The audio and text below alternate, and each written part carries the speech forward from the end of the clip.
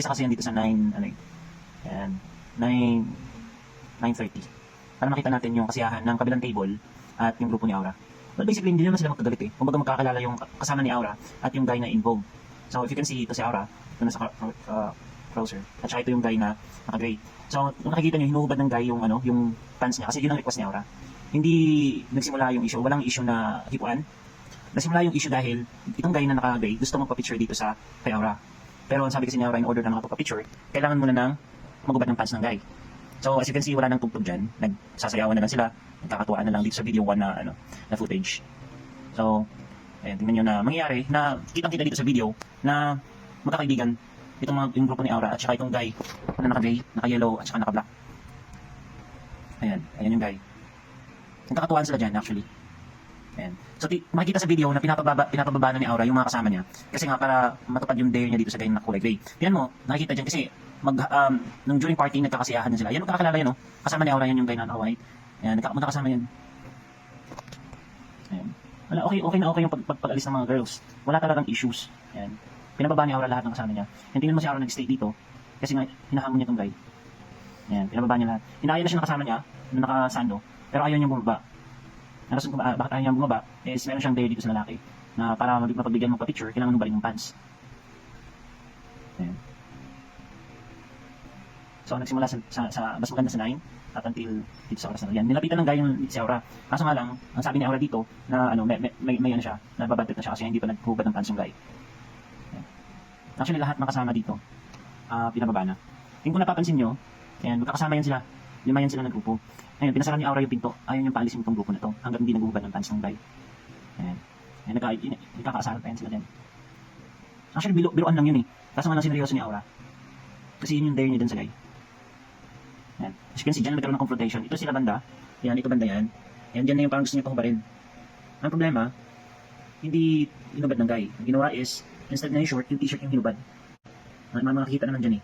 Yung t-shirt yung hinubad. Ayan. Nakahubad na yung guy dyan. Ayun, nakahubad na. Kung napapansin, tinutulak ni Aura. Ayan, nakahubad na. Ngayon, yung bouncer namin, since bawal magubad sa loob, sisitahin niya tong guy.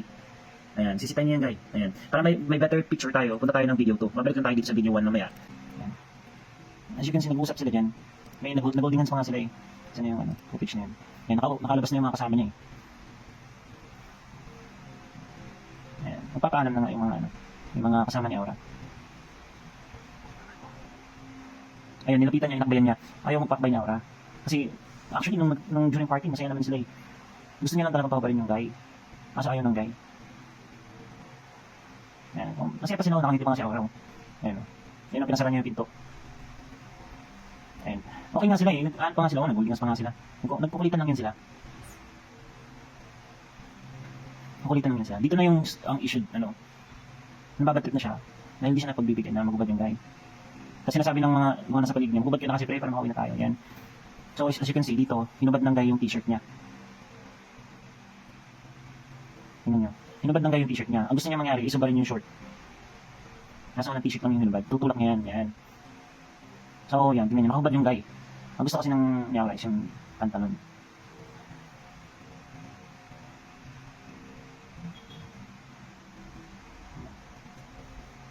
Sinta siya ng bouncer namin eh. Dito na magsisimula yung commotion dito sa loob. Nung papaalis na yung mga lalaki. Sabay ka sa video 1. Pero ito ka, play muna natin. Yan, hinihatak na ni Aura yan. Tingnan yung closer. Hinahatak na ni Aura yan yung guy. Makikita naman dyan sa video kung paano hinahatak ng guy. Ayan, nagkaroon sila ng rambulan dyan. Ngayon, punta sa video 1. Hinahatak siya ni Aura dito. Tingnan mo kung paano siya hinatak ni Aura. Yan o, hinila o. Tingnan mo sila kung paano hinatak ni Aura yung guy. Ayan. Ayan. O, natumba pa sila. Sobrang pulit niya yung damit ng guy. Galit na galit si Aura. Hindi niya pinapalabas yung guy hanggat di nag-uubad ng short. Ng pantalon. Ng pants. Ayan. Ito yung guy. Tingnan nyo yung guy. Ito, yan. Sa habulin pa yun ni Aura para itulak yan. Tingnan nyo. Kung sino yung unang nagalit. Sino unang naging physical. Naging nag-alboroto na si Aura yan. Ayan. Inawat na siya ng bouncer namin eh. So dito parang nagtatawanan pa si yung guy, hindi pa inaano kasi akala na pero naiinis na rin yung guy kaya kasi na masyado na physical yan. Tutulak pa yan ulit. Focus mo. Tutulak pa yan ulit. Gusto na umuwi ng guy, actually gusto na umiwas talaga. You know? Nag-self-defense na yung lalaki. Tingnan mo, tunulak pa. Ngayon, inawat na siya ng bouncer namin. Pinalabas na yung guy. Ito mga bouncer namin, nag-responde agad para mapigilan. So dito na tayo sa video 3. Ayun o. Ito na yung parang nakalabas na yung guy, pinapalabas ng bouncer namin. Yan, tinutulak ni Aura. Yun o. Oh. Tinaas na yung kamay ng guy, ayaw mo laban niya, pero tinutulak pa rin ni Aura. Walang hipuan na nangyari. Yun o, ng bouncer namin. Responde agad yung mga bouncer namin para awatin si Aura. Alam ng mga kaibigan ni Aura kung sino talaga yung may issue ng time na yan. Yan, tinutulak na ni Aura yung mga bouncer namin at dali-dali na umalis yung guy. Nakikita yan dito sa beat para maiwasan yung gulo. Ang problema yan. Kung hindi siya pinigilan, laglag siya dyan, oh.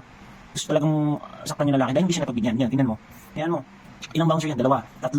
Para maiwasan ng gulo. Ang problema nga lang, ang dami ng kasama ni Aura, 24. 24 na katao yung kasama ni Aura. Siyempre, pagka sinimulan ni Aura yun, pati yung mga kasama niya, ano din talaga. Ayun, no? Muntik pa siya malaglag dyan pero nawakan siya ng bouncer namin.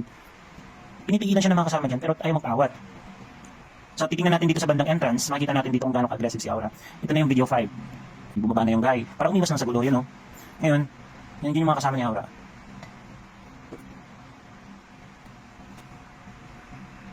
Ayan. So, ang dami yung mga kasamang lalaki si Aura. Pati mga babae na nagsiunahan ng bumaba. Nagsiakyatan ulit, oh. Yung may dalang rose. Ayan. Nagsiakyatan ulit. Ayan.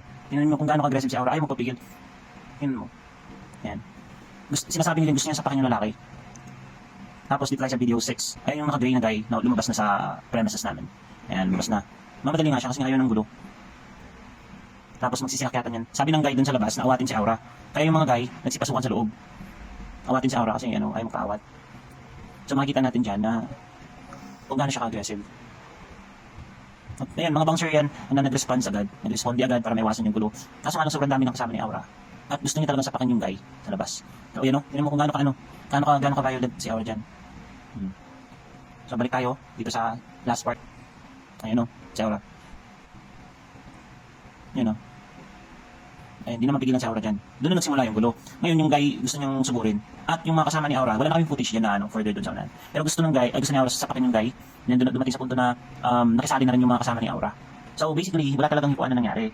Kasi kapag dating sa hipuan, masyado kaming sensitive dyan, masyado kaming hands-on. As you can inquire, you can also go to the police station ng SAIS dito sa poblasyon